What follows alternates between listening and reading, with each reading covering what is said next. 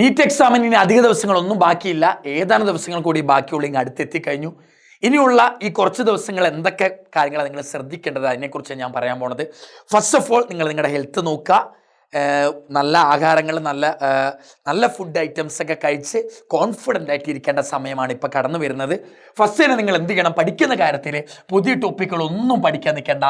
ഉള്ള കാര്യങ്ങൾ വീണ്ടും വീണ്ടും റിവൈസ് ചെയ്ത് പോവുക. ഇക്വേഷൻസ് ആണെങ്കിലും ഫ്ലോ ചാർട്ട് ആണെങ്കിലും NCERT ലൈനുകളാണെങ്കിലും ടേബിൾ ആണെങ്കിലും ഡയഗ്രാംസ് ആണെങ്കിലും റിവൈസ് ചെയ്ത് പോവുക. പുതിയതൊന്നും പഠിക്കല്ലേ. അത്ര ഇമ്പോർട്ടൻ്റ് ആണെങ്കിൽ പോലും അത് പുതിയതായിട്ട് പഠിക്കാൻ സമയം കളയല്ലേ. ഓൾറെഡി ഉള്ള ടോപ്പിക്ക് നിങ്ങൾ എന്ത് ചെയ്യുക, അടിപൊളിയാക്കി ശ്രമിക്കുക. പിന്നെന്താ, തിയറി ഒന്നും വായിക്കാതെ MCQ ഉദ്ദേശിക്കുന്നത് നിങ്ങൾ സകല ചാപ്റ്റേഴ്സിൻ്റെയും പ്രീവിയസ് ഇയർ ക്വസ്റ്റ്യനിൽ ബോധേഡ് ആയിരിക്കണം. സകല പ്രീവിയസ് ഇയർ ക്വസ്റ്റ്യൻസ് നിങ്ങൾ ചെയ്തതായിരിക്കണം. ആ ടൈപ്പ് ക്വസ്റ്റ്യൻ ഇനി വരാൻ പോകുന്ന നീറ്റിൽ വന്നാലും വേഗം സമയം കളയാതെ ചെയ്യാനുള്ള കോൺഫിഡൻസ് നിങ്ങൾ ആർജിച്ചെടുക്കണം. ഇനിയുള്ള ദിവസങ്ങളിൽ സകല പ്രീവിയസ് ഇയർ ക്വസ്റ്റ്യൻ നിങ്ങൾ കണ്ടിരിക്കണം, ചെയ്തിരിക്കണം. അടുത്തത്, കുറേ മോക്ക് ടെസ്റ്റുകൾ ചെയ്തിട്ട് കാര്യമില്ല, അതിൽ കുറേ അറ്റംപ്റ്റ് ചെയ്തിട്ട് കാര്യമില്ല. അതിൽ എന്താണ് മിസ്റ്റേക്ക്, എന്തുകൊണ്ട് 1 മിനിറ്റിൽ എനിക്ക് ചെയ്യാൻ പറ്റുന്നില്ല, ഏത് ഇക്വേഷനാണ് മറന്നു പോകുന്നത്, ആ കാര്യങ്ങൾ മനസ്സിലാക്കുക, അക്യുറസി ഉണ്ടാക്കുക, പ്രസൻസ് ഓഫ് മൈൻഡ് ഉണ്ടാക്കുക, റിവൈസ് ചെയ്യുന്നു, പ്രീവിയസ് ഇയർ ക്വസ്റ്റ്യൻ ചെയ്യുന്നു, മോക്ക് എക്സാം എഴുതി അക്യുറസി കൂട്ടാൻ ശ്രമിക്കുന്നു. ഈ 3 കാര്യങ്ങളായിരിക്കണം ഇനിയുള്ള ദിവസങ്ങൾ നിങ്ങൾ പ്രധാനമായിട്ടും ശ്രദ്ധിക്കേണ്ടത്. ബയോളജിയിലേക്ക് വരുമ്പോഴോ നിങ്ങൾ NCERT ഓരോ ലൈനും വീണ്ടും വായിക്കണം. നിങ്ങൾ കണ്ടതായിരിക്കും, എന്നാലും വീണ്ടും വായിക്കണം. പല സ്റ്റേറ്റ്മെന്റും അതേപോലെ ഇൻകറക്റ്റ് ആക്കി തരും. അപ്പൊ കറക്റ്റായിട്ട് കണ്ടുപിടിക്കാൻ പറ്റണം.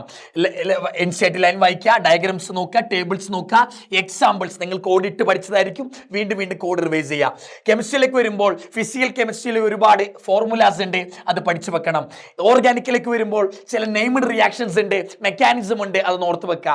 എന്തെങ്കിലും എക്സെപ്ഷൻസ് ഒക്കെ ഉണ്ടെങ്കിൽ അത് ബയോളജിയിലുമുണ്ട് കെമിസ്ട്രിയിലുമുണ്ട്, അത് നോക്കി വെക്കണം. എക്സെപ്ഷൻസിലായിരിക്കും കൂടുതൽ ക്വസ്റ്റ്യൻസും വരിക.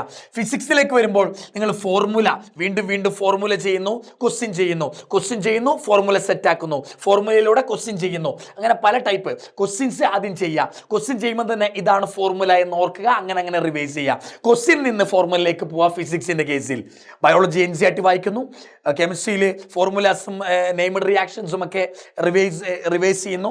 ഫിസിക്സിലേക്ക് വരുമ്പോഴോ ക്വസ്റ്റ്യൻ നിന്ന് ഫോർമുലയിലേക്ക് പോവുക, ക്വസ്റ്റ്യൻ ചെയ്യുന്നു. അത് പുതിയ ക്വസ്റ്റ്യൻ അല്ല കേട്ടോ, നിങ്ങൾ നേരത്തെ ചെയ്ത ക്വസ്റ്റ്യൻ എടുത്തെടുത്ത് പഠിക്കുക. ഏറ്റവും ബെറ്റർ ഈ സമയത്ത് എന്ത് ചെയ്യുക, 3 PYQs ചെയ്യുക. 3 PYQs നിങ്ങൾ ആദ്യമേ ചെയ്തതായിരിക്കും, കുറെ കണ്ടതുമായിരിക്കും. എന്നാലും നിങ്ങൾ ഈ സമയങ്ങളിൽ ഇനിയുള്ള കുറച്ച് ദിവസങ്ങളിൽ ഈ 3ന്റെയും പ്രീവിയസ് ഇയർ ക്വസ്റ്റ്യൻ ഓൾറെഡി ചെയ്തതാണെങ്കിൽ പോലും കുഴപ്പമില്ല മക്കളെ, വീണ്ടും എടുത്ത് അത് തന്നെ ചെയ്യുക. പ്രീവിയസ് ഇയർ ക്വസ്റ്റ്യൻ ബേസ് വന്നാലും നിങ്ങൾക്ക് ചെയ്യാൻ പറ്റണം. പ്രീവിയസ് ഇയർ ക്വസ്റ്റ്യൻ്റെ ടൈപ്പ് അതേപോലെ ആവർത്തിക്കാറുണ്ട് നീറ്റ് എക്സാമിൽ, അത് മക്കൾക്ക് കിട്ടിയിരിക്കണം. ഇനി മോക്ക് ടെസ്റ്റുകൾ അറ്റൻഡ് ചെയ്യുക. ഏറ്റവും പ്രധാനപ്പെട്ട ഇതാണ് ഞാൻ പറയാം, റിവൈസ് ചെയ്യാൻ, വീക്ക് ടോപ്പിക് കണ്ടെത്താൻ, അക്യുറസി കൂട്ടാൻ, നിങ്ങൾ എത്രമാത്രം പഠിച്ചു നിങ്ങളെ തന്നെ ബോധ്യപ്പെടുത്താൻ ഏറ്റവും നല്ലത് മോക്ക് ടെസ്റ്റുകളാണ്. മോക്ക് ടെസ്റ്റ് അറ്റംപ്റ്റ് ചെയ്യണം. 3 മണിക്കൂർ എങ്ങനെയാണോ എക്സാം മോളിൽ ഇരിക്കുക അതേപോലെ OMR ഷീറ്റൊക്കെ കോപ്പി എടുത്ത് വെച്ച് അതേപോലെ നിങ്ങൾ അറ്റൻഡ് ചെയ്യുക. ചുമ്മാ സമയം കളയരുത്. 3 മണിക്കൂർ അറ്റൻഡ് ചെയ്ത് കഴിഞ്ഞ് റാങ്ക് കൂട്ടി നോക്കാനല്ല ഞാൻ പറഞ്ഞത്. 3 മണിക്കൂർ അറ്റൻഡ് ചെയ്യുന്നു, എന്നിട്ട് ഓരോ ക്വസ്റ്റ്യൻ വിലയിരുത്തുക. റാങ്ക് നോക്കണ്ട, സ്കോർ നോക്കണ്ട, മോക്ക് ടെസ്റ്റ് അറ്റൻഡ് ചെയ്യുക. എന്നിട്ട് എന്തൊക്കെയാ വീക്ക് എന്ന് മനസ്സിലാക്കുക. വീക്ക് ഫോർമുലാസ് ഏതാ, വീക്ക് ടോപ്പിക് ഏതാ, കൺസെപ്റ്റ് ക്ലിയർ അല്ലാത്തത് ഏതാ, ടൈം മാനേജ് ചെയ്യാൻ പറ്റുന്നുണ്ടോ, ആ കാര്യങ്ങൾ ശ്രദ്ധിക്കുക.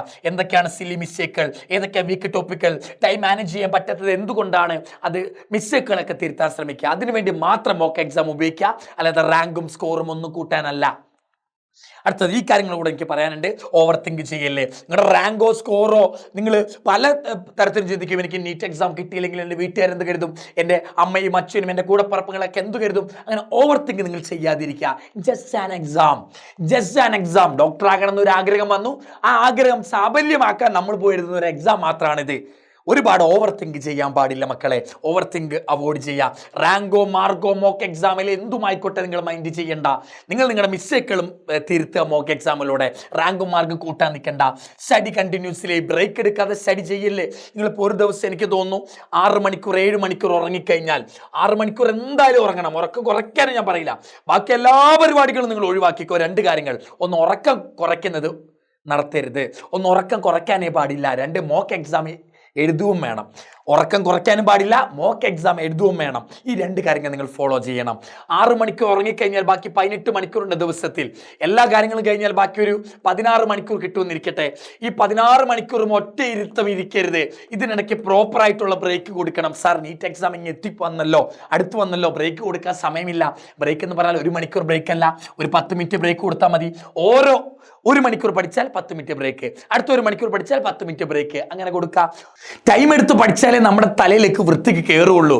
സമാധാനത്തോടെ പഠിച്ചാലേ എക്സാം ഹോളിൽ ആ ഫോർമുലാസ് ഒക്കെ ഓർമ്മ വരുള്ളൂ മക്കളെ. സ്ലീപ്പ് റെഡ്യൂസ് ചെയ്യില്ലേ, ഉറക്കം കുറയ്ക്കില്ലേ, നിങ്ങളുടെ ബോഡി ടയേർഡാകും. നിങ്ങൾ കഴിക്കുന്ന ഫുഡും ഒന്നും ദഹിക്കാതെ ആകും, ടയേർഡാകും, മുടി കൊഴിച്ചിൽ വരും, ക്ഷീണം വരും. കണ്ടിന്യൂസ് ഇരുന്ന് പഠിക്കാനും ബ്രേക്ക് എടുത്തിട്ടും കാര്യമില്ലാതെ ആകും. ഒരാൾ 4 മണിക്കൂർ ഉറങ്ങുന്നുള്ളൂ, പക്ഷെ ഓരോ 1 മണിക്കൂറിലും 10 മിനിറ്റ് ബ്രേക്ക് എടുക്കുന്നു. എന്ത് കാര്യം? ഒരു കാര്യമില്ല. 6-7 മണിക്കൂറൊക്കെ പ്രോപ്പറായിട്ട് ഉറങ്ങുക. ഞാൻ എൻ്റെ നീറ്റ് എക്സാമിൻ്റെ കഥ പറഞ്ഞല്ലേ, എനിക്ക് പറ്റിയ ഏറ്റവും വലിയ മിസ്റ്റേക്ക് ഇവിടെ 4-3 മണിക്കൂറൊക്കെ ഉറങ്ങിയിട്ട് പോയി നീറ്റ് എക്സാമിൻ്റെ ഒരാഴ്ച മുമ്പേ. 6-7 മണിക്കൂറൊക്കെ ഉറങ്ങുക, എന്നിട്ട് സമാധാനത്തിൽ നീറ്റ് എക്സാമിന് പോവുക. 4 മണിക്കൂർ ഉറങ്ങിയിട്ടല്ലേ 3 മണിക്കൂർ ഉറങ്ങിയിട്ട് ഓരോ പഠിക്കുന്ന ഇടയ്ക്ക് ബ്രേക്ക് കൊടുത്തിട്ട് ഒരു കാര്യമില്ല മക്കളെ, തലയിലേക്ക് കയറില്ല. ഉറക്കം കുറച്ചാലോ പഠിക്കുന്നൊന്നും തലയിലേക്ക് കയറാതെയാകും. ഇത്തരം കാര്യങ്ങളൊക്കെ നിങ്ങൾ ഇനി ശ്രദ്ധിക്കുക. ടെൻഷനൊന്നും വേണ്ട. വരുന്നിടത്ത് വെച്ച് നമുക്ക് ബാക്കി കാണാം. മോക്ക് എക്സാം അറ്റൻഡ് ചെയ്യുക, റിവൈസ് ചെയ്യുക. റിവിഷൻ, മോക്ക് എക്സാം റിവിഷൻ വായി വരുന്നുമില്ല മക്കളെ. അപ്പോൾ അടിപൊളിയായിട്ട് എഴുതുക. മെയ് 3 നമ്മൾ പൊടിക്കും.